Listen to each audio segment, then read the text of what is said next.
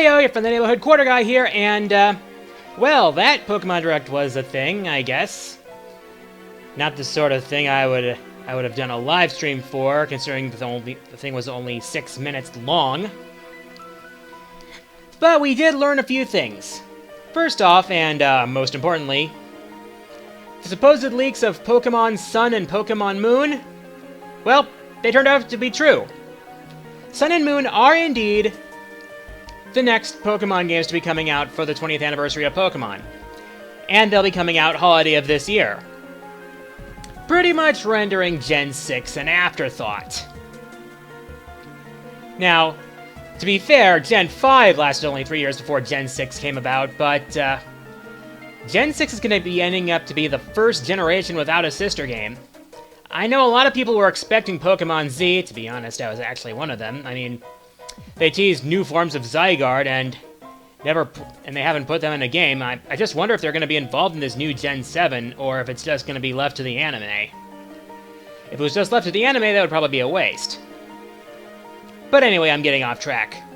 So, what do we know about Pokemon Gen 7 Sun and Moon so far? Well, we know it's going to be coming out holiday this year. We know that it's going to be available in 9 languages, including 2 forms of Chinese. We know that there's going to be a new bird Pokemon from the footage from the trailer. We also know that there's going to be a few vehicles involved, one of which kind of looks like a portable Pokemon Center or a Pokemon ambulance or something like that. But other than that, we know next to nothing. It's the first teaser, so we shouldn't expect much information, but a little something more would have been nice. But still, this looks pretty cool. And speculation has already begun to run rampant. I'm guessing Magearna, which is now confirmed to be the English name for the new Pokemon I talked about 2 weeks back, is going to be a new Pokemon for this new generation. Other news we found out. As it turns out, you probably know by now that Pokemon Red, Blue, and Yellow are going to be released on Virtual Console tomorrow, February 27th, in all their original, glitchy, and nostalgic glory. But we just found out today, through the Pokemon Direct, that they will be compatible with Pokemon Bank, and you'll be able to transfer those Pokemon through Pokemon Bank into Pokemon Sun and Moon when they come out. It's interesting. I wonder how they're going to handle it, because Gen 1 didn't have all the things that Gen 7's going to have. It's like a lot of things that were introduced since Gen 1, like IVs, EVs, natures, abilities. That wasn't in Gen 1, so I wonder how that's going to be handled when they're transferred to Pokemon Bank. Are they are they going to be assigned a gender at random, or are they going to have abilities and natures assigned at random, and EVs and IVs, all that? Just wonder how they're going to do it. Nevertheless, I'm sure excitement's going to build for Sun and Moon as the release date gets nearer. Though I wonder if Gen 6 is only going to be remembered as an afterthought. Who knows? And I also wonder what other kind of unique, interesting ways of evolution they're going to introduce in this new gen. And what new mechanics. I just hope Nintendo doesn't do something stupid like lock any sort of evolution behind any sort of amiibos. Yeah, they won't go that far. If anything, they'll just have amiibos unlock new items that aren't essential to the gameplay. Anyways, my top 10 favorite Pokemon, coming out tomorrow, February 27th. I hope you enjoy it.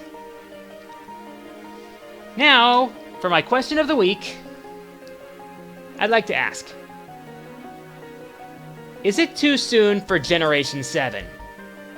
As always, leave your answers in the comments below. I'll pick my favorite answers and feature them on the next episode. Here are, well, I can't say last week's winners because they were interrupted by the whole Where's the Fair Use video, but Okay, here are our last episode's winners.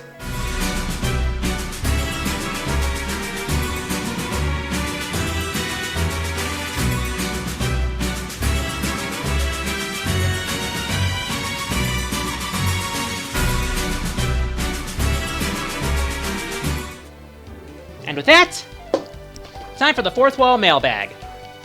As always, send me your questions via YouTube messages. I'll pick the ones I can answer best and feature them on the next episode. First question this week comes from PSB123, who asks, what's your opinion on how Nintendo is handling content obtained via Amiibo? Well, to be honest, it's been a mixed bag. For example, you have good things like in Super Smash Bros., creating your figure players, and Super Mario Maker unlocking new outfits for the mystery mushrooms and levels you can create. And other things as well, like little bonuses like the special challenges in Splatoon. On the other hand, you have things like Amiibo Party in Mario Party 10, and Animal Crossing Amiibo Festival. Not exactly the best uses of Amiibo. I certainly hope things will get better for Amiibo. I'd like to see more exploration of Amiibo's potential, to be honest. But as it stands now, it's kind of a mixed bag. Next question comes from Jonathan Kimmel, who asks, which do you think would make a better anime? Tales of series or Fire Emblem? Funny you should ask that. Both of them actually have anime. Tales of the Abyss has a full anime series, and Tales of Vesperia has a prequel anime movie, at least I think it's a movie, or an OVA. I think it's called Tales of Vesperia First Strike. And as for Fire Emblem, I actually looked it up, and there is an OVA based on what I think is the first game in the series, Shadow Dragon. I haven't seen either, but if you want to decide for yourself, they're available, just so you know. Next question comes from Orochius, who asks, what are your thoughts on the PS4 Touhou game that's getting localized?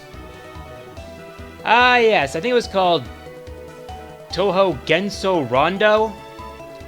To be honest, I never thought I'd see the day where we'd see an official localization for a Touhou game.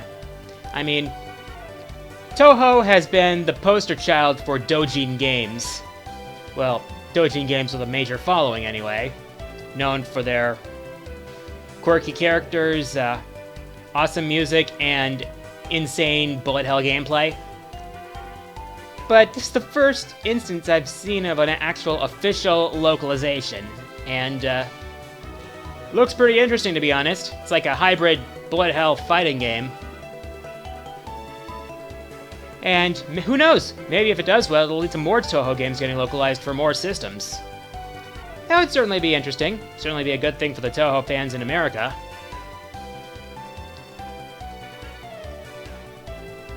Next question comes from Stormcrow77, who asks, which Mega Evolution surprised you the most? Yeah, Mega Rayquaza. Yeah, it's like, Rayquaza is one of the last Pokemon I would have expected to get a Mega Evolution.